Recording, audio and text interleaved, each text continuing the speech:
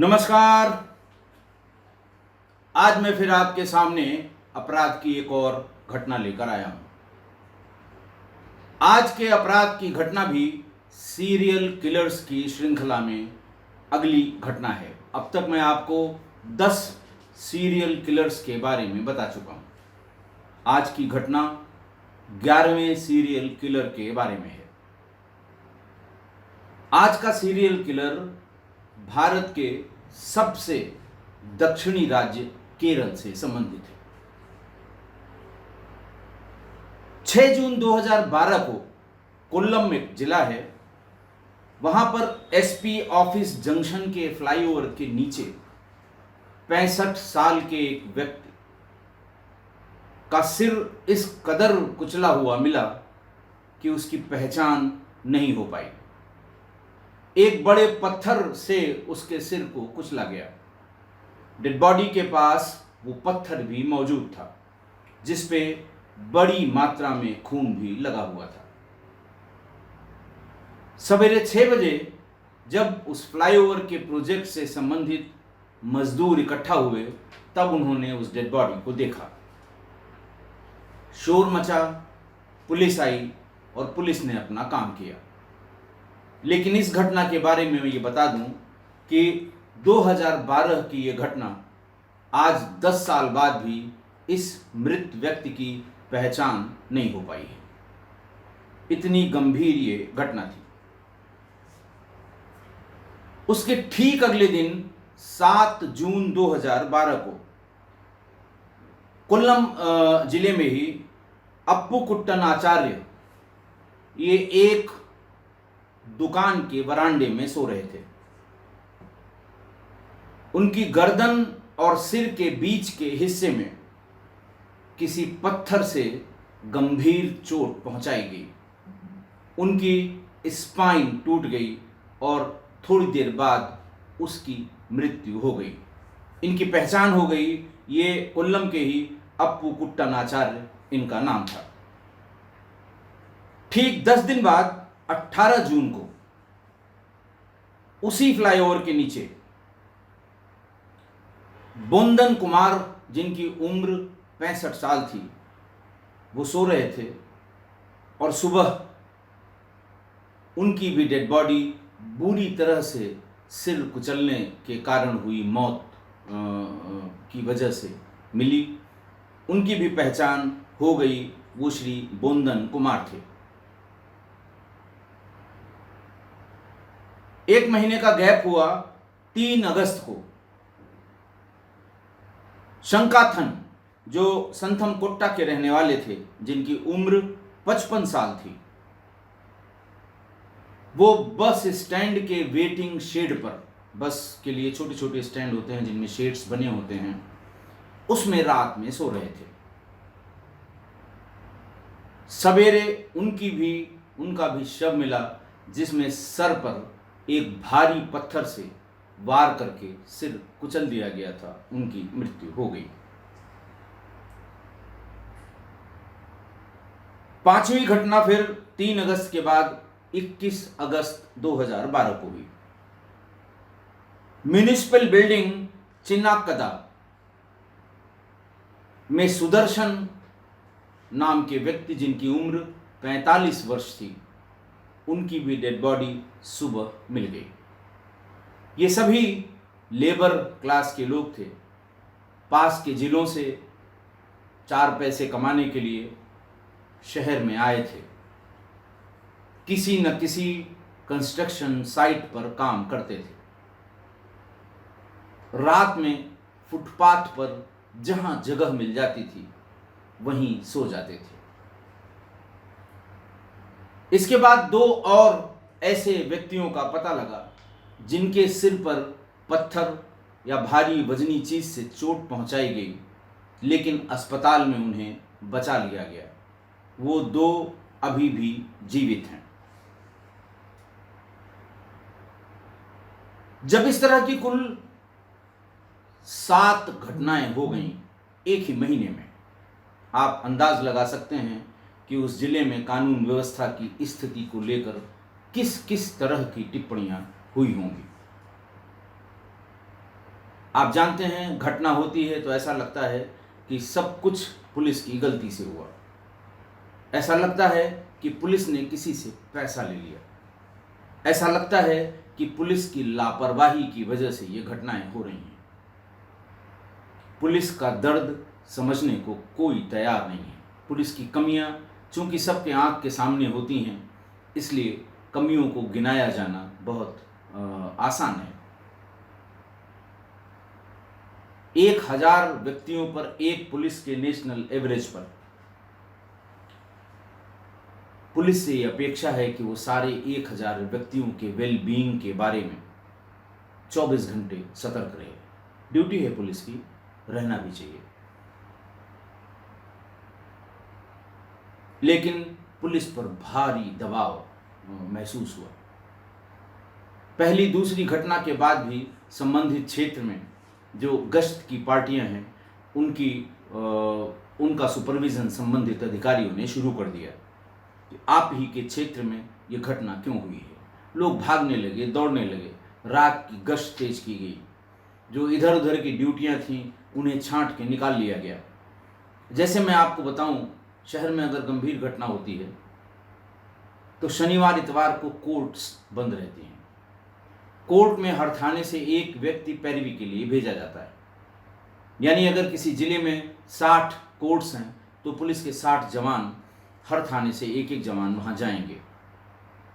कुछ एविडेंस के सिलसिले में बहुत बड़ी संख्या में पुलिस अधिकारी कर्मचारी कोर्ट्स में जाते हैं। जब 2 दिन छुट्टी हो जाती है तो ये सारी ड्यूटियां तोड़ ली जाती हैं कि भाई आज चूंकि आपकी कोर्ट में ऐसा नहीं है कि वहां आपको जाना आवश्यक है, इसलिए आप बंदोबस्त की ड्यूटी यानी लॉ एंड ऑर्डर की ड्यूटी करेंगे। इसी तरह कोल्लम में भी तमाम इधर उधर की ड्यूटियों को, कुछ वीआईपी ड्यूटियां तोड़ ली जाती हैं। कुछ लोगों के पास एक से ज़्यादा सिक्योरिटी गार्ड रहते हैं, उनसे रिक्वेस्ट करके तोड़ ली जाती हैं। 100 सवा 100 कांस्टेबल्स निकाले जाते हैं कि भाई इमरजेंसी है, हमें इतनी ड्यूटियां लगानी ही लगानी है। बहरहाल 7 जून को अप्पू कुट्टन की जब हत्या हुई, अप्पू कुट्टन आचार्य, उसके बाद 10 जून को गश्त पार्टी ने रात में करीबन 2 बजे एक व्यक्ति को घूमते हुए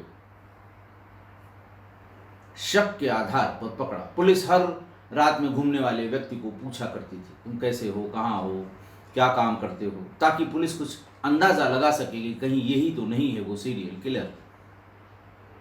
जैसे ही पकड़ा गया वैसे ही उसने बाल नोचने शुरू कर दिए, शर्ट खोलनी शुरू कर दी, पैंट खोलनी शुरू कर दी, चप्पल फेंकने लगा और इधर उधर की सेंसलेस बातें करने लगा। पुलिस को लगा कि ये पागल आदमी है, लेकिन फिर भी पुलिस ने अपना काम किया। उसे पकड़कर थाने तक ले आई और कोल्लम के मेंटल एसाइलम यानी पागल खाने में उसे भेज दिया गया। कोल्लम में नहीं, शायद कोयम्बटूर में है या कहाँ है, पास के किसी बड़े जिले में पागल खाने में भेज दिया गया। उसके बाद फिर भी 18 जून, 3 अगस्त और 12 अगस्त को लगातार हत्याएं हुई। पुलिस ने सोचा कि वो पागल आदमी ही था, वरना ये हत्याएं क्यों होती। और इतनी सारी हत्याएं एक ही महीने में होने पर कोल्लम में शांत, केरल अपेक्षाकृत बहुत शांत है, क्राइम का रेट बहुत कम है, पढ़े लिखे लोग बहुत ज़्यादा हैं, लिटरेसी रेट केरल का बहुत ज़्यादा है, लेकिन फिर भी बहुत हल्ला मच गया। लेबर क्लास जो सड़कों पर सोता था वो अपने अपने गांव भाग गया। शहर में अचानक लेबर यानी मजदूरों की कमी पड़ गई। तमाम बड़े बड़े प्रोजेक्ट्स में कम मजदूरों से काम किया जाने लगा। प्रोजेक्ट्स के लोग उनको प्रोजेक्ट की साइट पर ही रुकने की व्यवस्था करने लगे, अपना सिक्योरिटी गार्ड लगाने लगे और पूरे शहर के फुटपाथों, टीन शेड्स या ऐसी जगह जहां चुपचाप सो के आदमी सुबह निकल सकता है, ऐसी सब जगहें खाली हो गई। शहर में दहशत का माहौल हो गया।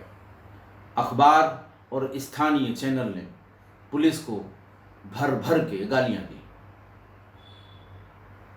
जब पुलिस को गाली देने का नंबर आता है तो बड़े बड़े विद्वान पैदा हो जाते हैं।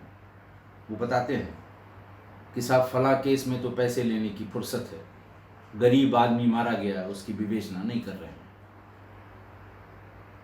एक फ़ोटो भी कभी कभी, पहले तो शायद उतना चलन न रहा हो उस समय, 12 में हालांकि मोबाइल भी आ गया था और एंड्रॉयड भी आ गया था। अगर गरीब पुलिस वाला कहीं बैठ के खाना खा रहा है किसी होटल पे, पैसे भी दे रखे हैं उसने, लेकिन वो फ़ोटो वायरल होगी और ये कहा जाएगा कि शहर में आग लगी हुई है, ये बिरयानी खा रहे हैं। इस तरह की टिप्पणियां पुलिस के लिए की जाती हैं। बहरहाल अफवाह इतनी ज़बरदस्त हुई इस दबाव के कारण कि हर रात कोई न कोई भिखारी या पागल अगर रात में मिल गया तो लोग उसकी पिटाई करने लगे। पिटाई करके उसे स्थानीय थाने पर पहुंचा दिया करते थे और एक एक रात में एक एक थाने पर 20-20, 25-25 इस तरह के गरीब, फटेहाल, पागल, भिखारी ये सब जमा होने लगे। पब्लिक जिसको देखती थी उसी को कहती थी कि बस बस यही है, यही पागल है जो रात में पत्थर से मार देता है। इतना दबाव हुआ कि केरल के डीजीपी ने एक इमरजेंसी मीटिंग की, जिसमें इमरजेंसी मीटिंग की उन्हें गवर्नमेंट से कहा गया कि शहर दहशत में है, इसका इंतज़ाम तुरंत किया जाए, जो भी ये घटनाएं कर रहा है उसकी गिरफ्तारी सुनिश्चित की जाए। एडीजी साउथ जोन ने एक इमरजेंसी मीटिंग बुलाई जिसमें उन्होंने एक टीम बनाई। टीम का इंचार्ज कोलम सिटी के सिटी पुलिस कमिश्नर को बनाया गया। वो श्री देवेश कुमार बेहरा थे। वो कोलम तक आए, सारी बात सबऑर्डिनेट ऑफिसर से पता की, शहर को 3 भागों में विभक्त किया जहां जहां ये घटनाएं हुई थी।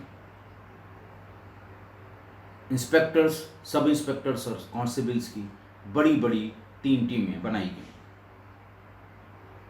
उन्हें टास्क सौंपा गया उनके उनके इलाके में जहां जहां ये 7 हत्याएं हुई हैं, वहां उसी समय में, यानी हत्याओं का पीरियड रात में 12 बजे से और 3 बजे के बीच पाया गया था, पोस्टमार्टम रिपोर्ट से भी और अदरवाइज भी। तो उसी समय में वहाँ ये टीम कैंप करके आने जाने वालों से, दुकान के जो दुकानें बंद हैं उनकी दुकानें खुलवा के उनसे कितने लोग इस पार्क में सोते हैं, कब कब सोते हैं, कौन आता है, इस तरह की बातें, ताकि एक डाटा बैंक तैयार किया जाए और उसी में से इस व्यक्ति को, इस हत्यारे को ढूंढने का प्रयास किया जाए। पूरे इलाके को कवर किया गया, गली कूचे, पार्क, सड़क, फुटपाथ, फ्लाईओवर के नीचे, जहाँ जहाँ रुकने के स्थान, खाली स्थान हो सकते हैं सार्वजनिक, उन सब जगह गहराई से लोगों से पूछताछ की गई। 2 महीने की इस कड़ी मेहनत और प्रयास से एक फायदा ये हुआ कि इन 2 महीनों में इस तरह की कोई हत्या कोल्लम शहर में नहीं हुई। 2 नवंबर 2012 को, अच्छा, पुलिस कोई भी अगर सो भी रहा है तो उठा देती थी, कब से सो रहे हो, कहाँ काम करते हो, जहाँ काम करता है वहाँ फ़ोन करके वेरीफाई करते हैं कहाँ का है ये, कब आया था, रात में कब रहता है, कब गायब हो गया, इस तरह की और परम्यूटेशन कॉम्बिनेशन से पुलिस ये जानने का प्रयास करती है कि ये कहाँ तक गया होगा या कहीं ये तो नहीं शामिल है इस घटना में। बहरहाल 2 नवंबर 2012 को इसी तरह की एक्सरसाइज में नेहरू पार्क एरिया में एक व्यक्ति को रात में पुलिस की एक टीम ने पकड़ लिया। वो व्यक्ति दुबला पतला, सामान्य, बड़ी बड़ी आंखें और करीने से काटी हुई मूछें थी उसकी, और वो चेकदार शर्ट और पैंट पहने हुए था। पुलिस ने उससे पूछा, कहाँ हो, इस समय कहाँ घूम रहे हो, कहाँ काम करते हो। पुलिस ने जैसे ही पूछताछ शुरू की, उसने फिर वही कपड़े उतारना, इधर उधर की बातें करना, बाल नोचना, पैंट उतार देना, चप्पल अपनी फेंक देना दूर पर। पुलिस फिर थोड़ा दबाव में आई। पुलिस ने कहा, लगता है ये पागल है। लेकिन जो टीम थी, उस टीम में सीनियर पुलिस ऑफिसर थे प्रसन्ना कुमार, कोल्लम पूर्वी क्षेत्र के सर्किल इंस्पेक्टर थे वी सुगंधन और सब इंस्पेक्टर थे जी गोपा कुमार। जी गोपा कुमार ने उसको लाइट में अच्छे से पहचान के कहा कि सर ये 10 जून के आसपास इसको हम लोगों ने 10 जून के आसपास इसे हम लोगों ने पकड़ा था, जब दूसरा मर्डर हुआ था। उसके बाद दूसरे मर्डर का मतलब अपू कुट्टन आचार्य की हत्या के बाद, उस समय भी इसने एग्जैक्टली ऐसी ही हरकत की थी और हम लोगों ने इसे मेंटल असाइलम यानी पागल खाने भेज दिया था। ये वहाँ से कब आ गया? क्योंकि इसके भेजने के बाद भी जब सब हत्याएं हुई तो थाने ने ये मान लिया कि यह आदमी वाकई पागल था, हत्या किसी और ने की है।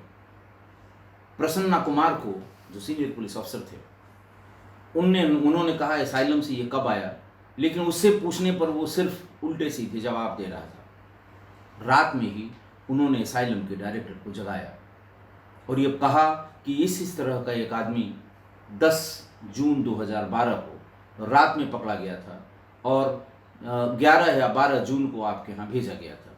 इसका क्या स्टेटस है? जो अटेंडिंग डॉक्टर थे जिन्होंने उसका इलाज किया था, रात ही में उनको जगाया गया और उनसे प्रसन्ना कुमार की बात कराई गई। उन्होंने बताया कि मैंने ही इसकी पूरी मेडिकल जांच की थी। ये पागल होने का नाटक करता है, ये पूरी तरह से स्वस्थ है और मेंटली 100% साउंड है। और इतना पता करने के बाद हम लोगों ने इसे घर जाने दिया था, छोड़ दिया था। थाने पर जो कोई भी ड्यूटी अफसर उपलब्ध था उसको बता भी दिया था कि आपके थाने से एक व्यक्ति मेंटली अनसाउंड बता के भेजा गया था, हमने उसकी जांच कर ली, वो बिल्कुल ठीक है और उसको छोड़ दिया है, वो घर पर चला गया है। जैसे ही ये पूरी बात मिस्टर प्रसन्ना को पता लगी, उन्होंने कहा कि जब मेडिकली ये जांच की गई तो यह आदमी मेंटली फिट था और आज भी ये वैसी ही हरकत कर रहा है जैसा एसआई जी गोपा कुमार ने बताया था। लिहाजा इसे थाने ले चलिए। थाने पहुंच गया। थाने जब जैसे ही पहुंचा तो वहां पेट्रोल कार की रात की ड्यूटियां खत्म करके जो सिपाही वापस आए थे, ड्राइवर वापस आए थे, उन्होंने इसे देखते ही बताया कि हम लोग भी इसे कई बार रास्ते में इंटरसेप्ट कर चुके हैं। जैसे ही उतर के घेर के इससे पूछताछ शुरू की जाती है, ये अनर्गल बातें, कपड़े फाड़ना, बाल नोचना, सिर पटकना, हाथ पैर पटकना, ये सब शुरू कर देता है। तो हम ये मान के कि ये पागल व्यक्ति है, उसे छोड़ दिया करते थे। सभी ने बताया कि लगभग हर दूसरे तीसरे दिन बाद ये सड़क पर घूमता हुआ मिलता था और अगली बार जब ये दिखाई पड़ता था तो हम लोग रोकते भी नहीं थे। टीम के इंचार्ज ने बताया कि बिल्कुल सही कह रहे हो, इसका इलाज मेंटल असाइलम में यानी पागल खाने में जिस डॉक्टर ने किया था, मैंने अभी उनसे बात की है। उनका बड़ा स्पष्ट ऑब्जर्वेशन है कि ये सिर्फ पागल होने का नाटक करता है। ये बिल्कुल मेंटली फिट है, मेंटली साउंड है, 100% मेंटली साउंड है।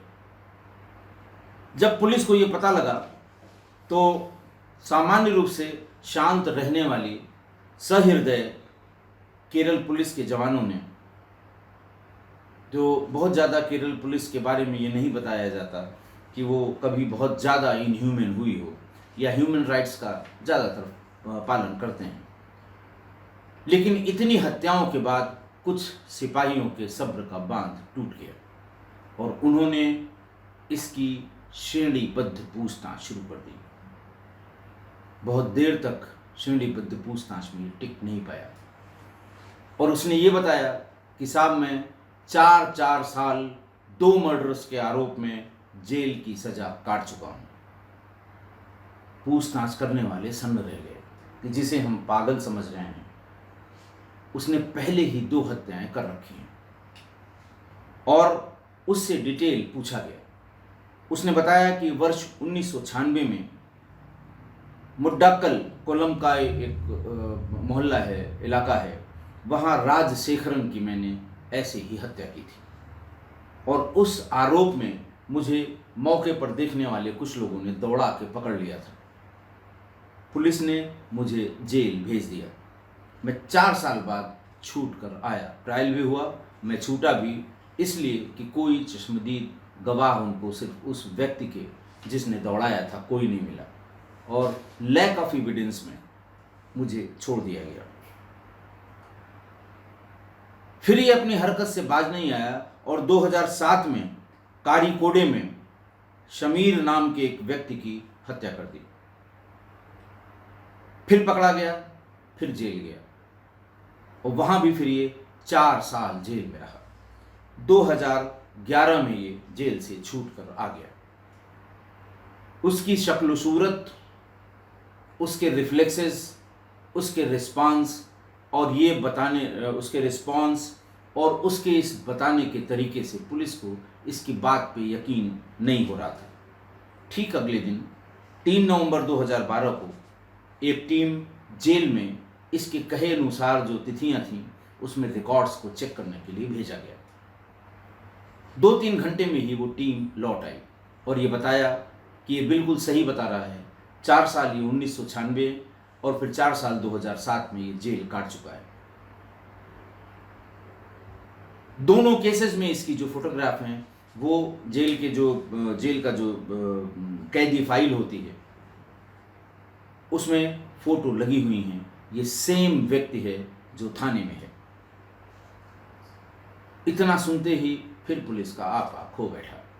पुलिस आपा खो बैठी क्योंकि पुलिस उससे इन सारी हत्याओं के बारे में पूछताछ कर रही थी जो वो किसी कीमत पर बताने को तैयार नहीं था, और इस मार से बचने के लिए ही उसने ये पुरानी 2 हत्याएं बता दी थी। लेकिन जब ये कंफर्म हो गया कि ये कतई पागल नहीं है, पहले ही 2 बड़ी हत्याएं करके जेल जा चुका है, लैक ऑफ एविडेंस में छूट भी चुका है, तो पुलिस ने फिर उनकी विधि विधान से श्रेणीबद्ध पूछना शुरू की। सभी 7 हत्याओं के बारे में इस व्यक्ति ने बता दिया। इसने अपना नाम मोटा नवाज बताया, मोट्टा। यह भी बताया कि वो कोल्लम का ही रहने वाला है, और सारी 7 घटनाएं जो उसने बताई कि मैंने की हैं, उन 7 घटनाओं के मौके पर ये ले गया। उनको कंफर्म किया क्या पहने थे, किधर मुंह करके सोए थे, सीधे सोए थे, चित्त सोए थे, पट सोए थे। फोटोग्राफ्स जो मौके की थाने के रिकॉर्ड में थी उनसे मिलान किया गया, सारी चीज़ें सच निकली। मोट्टा नवाज वर्तमान में भी जेल में है और 10 साल से जेल में है। 7 मर्डर्स के आरोप इस पर तय हुए। इनमें से 7 मर्डर्स के आरोप तय हुए और ट्रायल इसका अब शुरू हो गया। दिक्कत ये थी कि एक तो पहला मर्डर जो इसने किया, जिस व्यक्ति की आज तक पहचान नहीं हो पाई, पुलिस ने ये मान के कि लेबर है, मार दिया गया, आपस का झगड़ा होगा, किसी से लड़ाई हुई होगी। लेकिन जब संख्या ज़्यादा हो गई तो पुलिस ने एविडेंस भी कलेक्ट करने शुरू किए। लेकिन एक दिक्कत ये थी कि किसी भी केस में कोई आई विटनेस नहीं था, कोई चश्मदीद गवाह नहीं था, और शायद इसीलिए ट्रायल में देरी हो रही है। आज का स्टेटस मोट्टा नवाज का है कि वो जेल में है और किसी भी मुकदमे का ट्रायल कंक्लूड नहीं हुआ है। दूसरी बड़ी बात इसके मारे गए लोगों में कि किसी भी व्यक्ति को कोई सेक्सुअली हैरेस नहीं किया गया। सेक्सुअल असॉल्ट के कोई भी निशान पोस्टमार्टम में नहीं बताए गए। उनके पास रखा हुआ कोई सामान चोरी नहीं हुआ। उनकी जेब में रखा हुआ कोई पैसा गायब नहीं हुआ। इन 7 लोगों में 2 लोगों ने घड़ी भी लगा रखी थी, सस्ती घड़ियां। उस जमाने में घड़ियों का ही चलन था। सस्ती घड़ियां लगा रखी थी, लेकिन घड़ियों को भी नहीं छुआ गया। मोटिव के बारे में कई एक्सपर्ट साइकोलॉजिस्ट और साइकेट्रिस्ट की सेवाएं ली गईं। बहुत लंबे लंबे इंटरोगेशन किए गए कि आखिर वो कब ऐसा करता है, क्यों ऐसा करता है, ताकि जो साइकोलॉजिस्ट हैं उससे कुछ इन्फ्रेंस ड्रॉ कर सकें। लब्बो-लवाब ये कि ये रोज शाम को 4 बजे सो जाता था। पहली पाली में काम करता था, कभी सेकंड पाली में काम नहीं किया। फर्स्ट जो सवेरे से जो 4 बजे या 5 बजे से जो पाली शुरू होती है उसमें काम करता था। 3 बजे घर या अपने रूम पर आ जाता था। आने के तुरंत बाद सो जाता था। रात में 12 बजे ये उठता था और उठ के ये घूमना शुरू करता था। अच्छा खाना कहाँ मिलेगा? अच्छे खाने की तलाश में ये हमेशा रेलवे स्टेशन और बस अड्डे, जहाँ पर रात में भी खाने के ढाबे खुले होते हैं, वहीं जाता था। वहाँ खाना खाता था, फिर वापस आके सवेरे उठ के फर्स्ट पाली के अपने काम में लग जाता था। साइकोलॉजिस्ट ने और साइकेट्रिस्ट ने इससे बातचीत करके एक इन्फ्रेंस ये निकाला कि ये 8 साल जेल में रहा और इसे जेल के खाने से नफरत हो गई थी। जब कभी इसे अच्छा खाने की, जब भी इसे भूख लगती थी तो इसका कहना था कि मुझे जेल के खाने की याद आ जाती थी। सूखी रोटियां और चावल शायद वहाँ ज़्यादा खाया जाता है, पुराना दुर्गंध युक्त चावल, इस तरह की बातें उसने जो इंटरोगेटर्स को बताई कि उसकी याद जब आ जाती थी तो मेरा खून खौलने लगता था और मुझे जितने लोग सोते मिले या सोते दिखाई पड़ गए, मुझे लगता था कि ये जेल के वार्डन हैं, जेल के चौकीदार हैं और अपना गुस्सा उनके सिर पर भारी पत्थर फेंक कर, भारी पत्थर से चोट पहुंचाकर उनको मार देता था। और उसके बाद फिर उसकी जो भूख थी वो खाना खाने के मारने के बाद खाना खाता था, तब उसकी ये भूख शांत हो जाती थी। उसने ये भी इंटरोगेशन में बताया कि जिस दिन मेरा, जिसको कहते हैं कि सिर गर्म हो गया, मुझे जेल के खाने की याद आ गई लेकिन शिकार नहीं मिला, मैं उस दिन कभी खाना नहीं खाता था। सामान्य रूप से जो खाना मिल गया मैं खा लेता था, लेकिन जिस दिन सो के उठने के बाद मुझे अच्छे खाने की याद आ जाए, फिर मुझे मेरे सर पर किसी की मौत का भूत सवार होता था। जब तक मैं मार नहीं लेता था तब तक मैं खाना नहीं खाता था।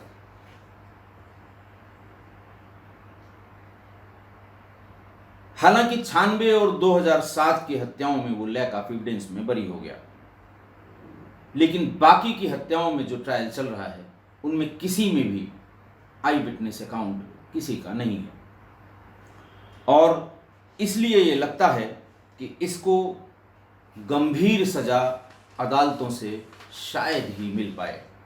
फिर वही बात होगी, आप लोग लिखेंगे कि सीरियल किलर है, रेयरेस्ट ऑफ रेयर की श्रेणी में क्यों नहीं अदालत मानती, लेकिन अदालत कहाँ से मानेगी? आपके पास कोई एविडेंस नहीं है। अदालतों में रखी हुई वो न्याय की देवी, इसीलिए उनकी आंखों में पट्टी बंधी रहती है, वो तो सबूत देखेंगे। आज की घटना, सीरियल किलर की श्रृंखला में आज 11वां सीरियल किलर मुट्टा नवाज। उसकी मनोस्थिति के बारे में बताना बहुत ही मुश्किल है। सीरियल किलर जो कल वाला था उमेश शेट्टी, उसके बारे में भी मनोवैज्ञानिकों ने यह ओपिनियन दी कि ये प्रतिजातीय मानव है, यानी भिन्न लिंग पोषित या भिन्न लिंग आकर्षण वाला व्यक्ति है, क्योंकि जो उसकी आदतें थीं, महिलाओं के अंडरगारमेंट्स पहनना, उन्हें सूंघना, बिना सूंघे हुए नींद का ना आना, फिर बलात्कार करना, अंडरगारमेंट्स को सूंघने के बाद बलात्कार करना, तब पता नहीं कौन सी किस तरह की ये मनोदशा है कि इस मनोदशा का वर्गीकरण किया जाना बहुत मुश्किल है कि ये मनोवृत्ति उसमें क्यों आई और किस लिए आई। यही आज के सीरियल किलर के बारे में है, मोटा नवाज के बारे में, कि मध्य रात्रि में सोकर उठने के बाद जब उसे खाना खाने की उदराग्नि परेशान करती थी तो उसकी क्षुधा या भूख तब तक शांत नहीं होती थी जब तक वो किसी व्यक्ति को मार नहीं देता था।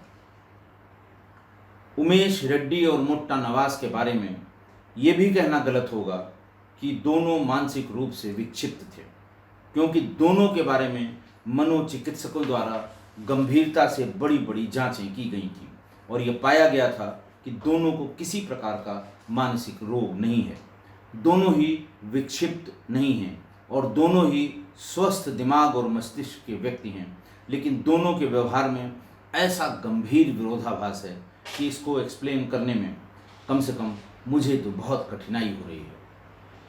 बहुत विचार किया मैंने इसमें, बहुत स्टडी की मैंने, बहुत इसमें संबंधित लिटरेचर देखने की कोशिश की, लेकिन ये बात मुझे समझ में नहीं आई। शायद इसलिए भी कि ब्रेन का यानी मानव मस्तिष्क का की जो संरचना है वो शरीर के किसी भी अंग से सबसे ज़्यादा जटिल है। किस भाग में कौन सी प्रवृत्ति पल रही है, किस भाग के एक्टिवेशन से उसकी कौन सी प्रवृत्ति जग जाहिर हो रही है या शरीर पर आ रही है, इसको बता पाना शायद बहुत मुश्किल है। किसी को मारना, बलात्कार करना, परेशान करना, प्रताड़ित करना, उससे जो मिलने वाला सुख है उसके बारे में तो दिया हुआ है कि वो सैडिस्टिक प्लेजर है। वो जो उसकी एक्टिविटी है वो इसको एक सुख प्रदान करती है, एक तरह का उसको कहते हैं आनंद प्रदान करती है ऐसा करने से। इसको तो बताया गया है कि ये सैडिस्टिक प्लेजर है, लेकिन इस प्लेजर को पाने के लिए इन सीरियल किलर्स 11 ने अलग अलग उसके तरीके हैं या अलग अलग उसके कारण हैं। किन्हीं दो सीरियल किलर्स का एक ही कारण नहीं है। सदाशिव फुर्सतगंज वाला, उसको जब नींद नहीं आती थी तो वो एक हत्या करता था, तब वो सोता था 2 दिन। अब इसको कैसे एक्सप्लेन किया जाए? क्या हो सकता है या क्या हुआ होगा उसके साथ कि सोने के लिए किसी व्यक्ति की हत्या करना? चंद्रकांत झा शव के साथ खाने में ये आनंदित होता था, आह्लादित होता था, प्रसन्न होता था, प्लेजर मिलता था। अब आखिर ये कहां से आया, क्यों आया? प्लेजर तो उसे सैडिस्टिक प्लेजर मिलता है कि मारने के बाद उसके शव के साथ बैठ के खाना खाना, लेकिन ये आया कहां से? ये रास्ता कैसे सैडिस्टिक प्लेजर को पाने के लिए ये रास्ता कब और क्यों अख्तियार किया गया? उमेश रेड्डी का मैं आपको बार बार बता चुका हूं कि वो क्या करता था, केवल अंडरगारमेंट्स के का उसको नशा था, सूंघने का, उतारने का, रखने का, इकट्ठा करने का शौक था। अब आखिर ये कहां से आया? लेकिन अल्टीमेट वही था, सैडिस्टिक प्लेजर। गोल सबका वही है या पहुंचते सब वही हैं, लेकिन रास्ते इतने डाइवर्स, इतने अलग अलग, ये बात समझ में नहीं आती है। मोट्टा नवाज अच्छा खाने की भूख जब लगे तो वो हत्या कर देगा। मतलब सामान्य रूप से अगर आप इसे समझने की कोशिश करें तो ये बिल्कुल समझ में नहीं आएगा कि आखिर ऐसा क्या है। उसने जो कहा या जो साइकोलॉजिस्ट ने, साइकेट्रिस्ट ने जो एक्सप्लेन किया कि साहब ये 8 साल जेल में रह के जेल के खाने से इसको इरिटेशन हो गया, एलर्जी हो गई, तब ये गुस्से में भर के किसी को मारने के बाद ही अच्छा खाना खाता था। सैडिस्टिक प्लेजर के लिए ये जो फितरत है, ये जो दिमागी फितरत है, ये किन परिस्थितियों में बन जाती है? एक कारण ये हो सकता है कि इन सभी के साथ युवा अवस्था में ऐसी कोई घटना हुई हो जो इस तरह के प्लेजर पाने के लिए तरह तरह की अलग अलग तरह से ये सैडिस्टिक प्लेजर प्राप्त करने की कोशिश करते हैं।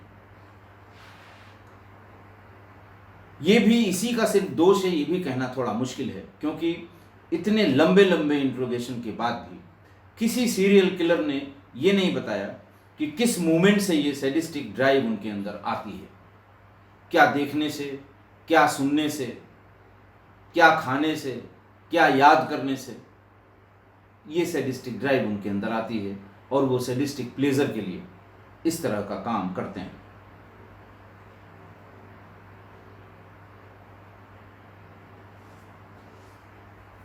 एक ही गोल के लिए, सैडिस्टिक प्लेजर के लिए इतनी तरह की विधाएं इस्तेमाल करने वाले ये 11 सीरियल किलर्स, इनके मनोविज्ञान को समझना बड़ा कठिन, बहुत मुश्किल काम है। किस्सा कोई परिवार के एक हमारे बहुत ही सुधी श्रोता हैं, उन्होंने सुबह एक बहुत लंबा मेल भेजा। वो MBBS डॉक्टर हैं।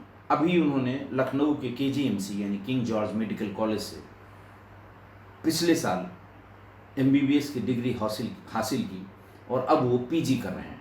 बहुत लंबा मेल भेजा। उन्होंने कहा, उमेश शेट्टी का मैंने जो प्रोग्राम था उसे कई बार देखा और उसके बारे में वो कुछ चीज़ें बताना चाहते हैं।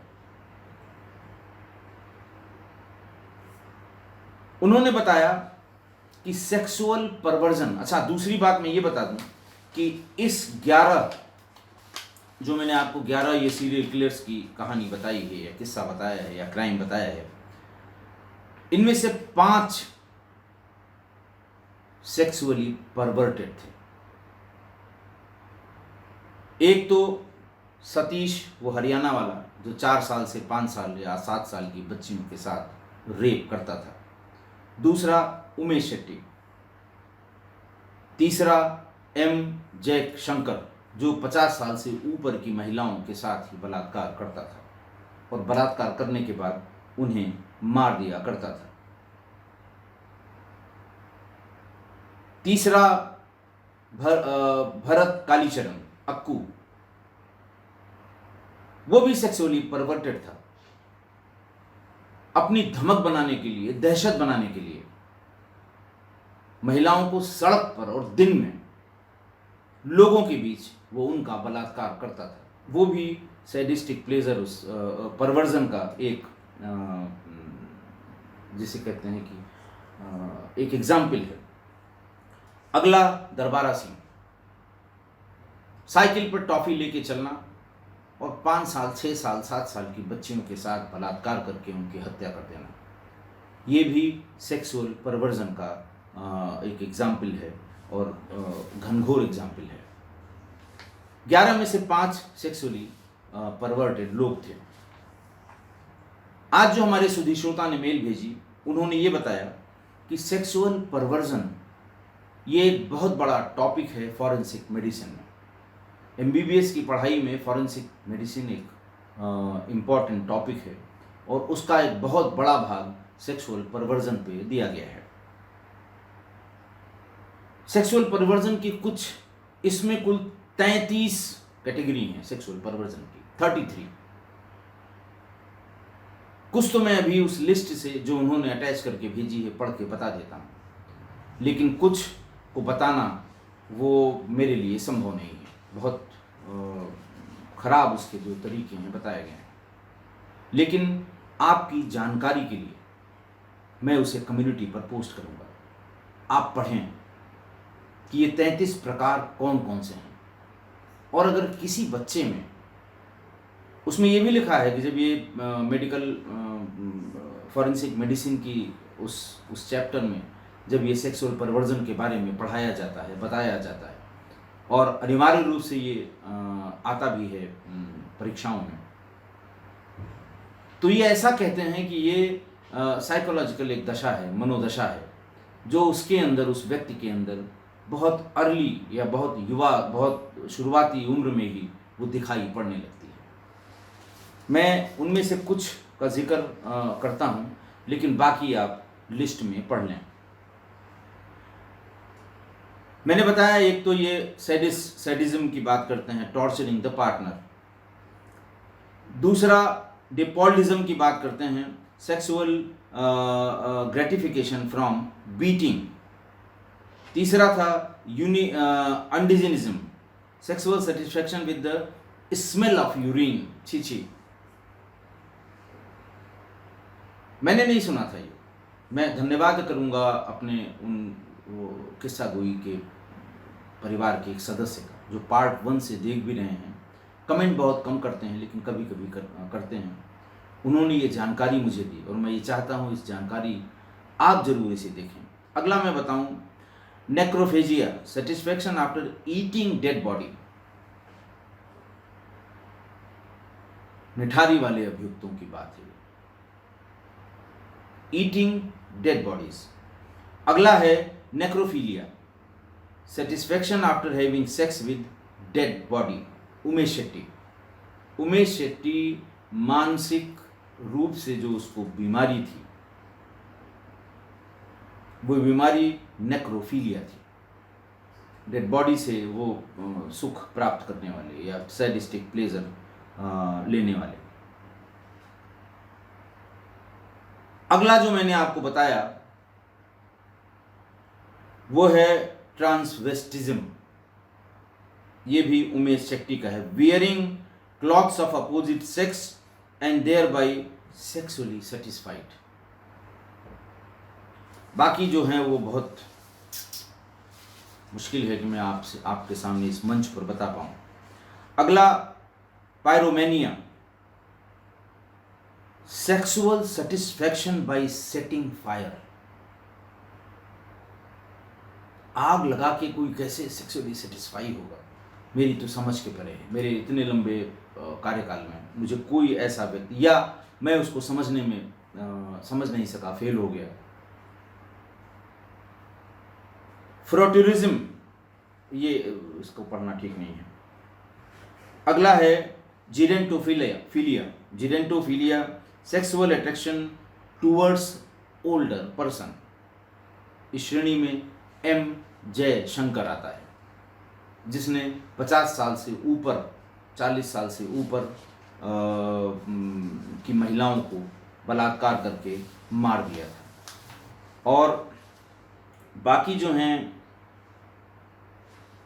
जो मैंने आपको बताया बच्चों के साथ वो सैडिस्टिक, बाकी और इसमें डेफिनीशन है, आप इसे ज़रूर देख लें। इसके अलावा मैं आज के अभियुक्त उसकी फ़ोटो भी डालूंगा। हालांकि हमारे कुछ किस्सा गोई परिवार के मित्रों को बहुत इस पर आपत्ति है। आपत्ति उनकी ठीक भी है कि साहब ऐसे घिनौने व्यक्तियों को देखना भी पाप है, लेकिन फिर भी मेरा मानना ये है कि आप इन्हें देखकर कोशिश करें कि इस तरह के आदमी की क्या मनोवृत्ति हो सकती है। आज जो लिस्ट में मेडिकल के स्टूडेंट की, दूसरी चीज़ इन्होंने बहुत अच्छी ये बताई कि जो फॉरेंसिक मेडिसिन में पढ़ाया जाता है, ये एक तो उन्होंने ये बताया कि ये जिस व्यक्ति दूसरे लिंग के कपड़े पहनकर यौन सुख की प्राप्ति करता है, इसे हिंदी में प्रतिजातीय वेश धारण कहते हैं और आईपीसी में ये दंडनीय नहीं है। कौन कौन सा ये सेक्सुअल परवर्जन का ऑफेंस दंडनीय है, वो भी उस लिस्ट में किसी किताब से फोटोकॉपी करके उन्होंने भेजी है। धन्यवाद करूंगा मैं उनका, 1000 बार धन्यवाद करूंगा। उन्होंने मेरी जानकारी में भी और किस्सा गोई परिवार की जानकारी में भी बहुत बड़ा इजाफा किया है। दूसरा एक प्रकार उन्होंने बताया जिसके बारे में उनका ये कहना है कि एक और परवर्जन का दूसरा तरीका है कि एस्फिक्सिया, यानी ऐसा व्यवहार करके जैसे उसका दम घुट रहा है, ऐसे में यौन सुख को प्राप्त करना। सीनियर्स ने यह बताया कि उनके समय में या जब वो पोस्टमार्टम ड्यूटीज में रहा करते थे, तो एस्फिक्सिया से मरने वाले 2-3 लोगों के पोस्टमार्टम हुए जो महिलाओं के कपड़े पहने हुए थे, लेकिन घर वालों ने टाल मटोल करके इस बात को जाने दिया। जब उनसे पूछा गया कि भाई ये महिलाओं के कपड़े पहनकर क्यों ऐसा करता था, उन्होंने बेइज्जती या बदनामी के डर से कभी इसके बारे में नहीं बताया, लेकिन ये जरूर था कि उन्हें पता था बचपन से ये ऐसा ही करता है। बहरहाल किस्सा गोई परिवार के लोगों को मेरी सलाह है कि ये सामान्य से दिखने वाले इन व्यक्तियों से दूर रहा जाए जो अननोन हैं, अनजान हैं और किसी वजह से अप्रोच कर रहे हैं, पास आने की कोशिश कर रहे हैं। इनसे दूर रहा जाए, इनकी बातों में ना आया जाए, चाहे रिक्वेस्ट वाली बात हो, चाहे हेल्प वाली बात हो, या डराने की बात हो, या पूजा पाठ की बात करें, लेकिन अनजान है तो इनसे दूर रहें, इनकी बातों में ना आएं, लेकिन इनके साथ कोई दुर्भावना प्रदर्शित न करें। हमें लगता है शायद यही 2-3 चीज़ें हैं जिनसे इनसे बचाव किया जा सकता है, इस तरह की मानसिकता वालों से। आशा है आप मेरी बात से सहमत होंगे। आज के लिए बस इतना ही। बहुत बहुत धन्यवाद।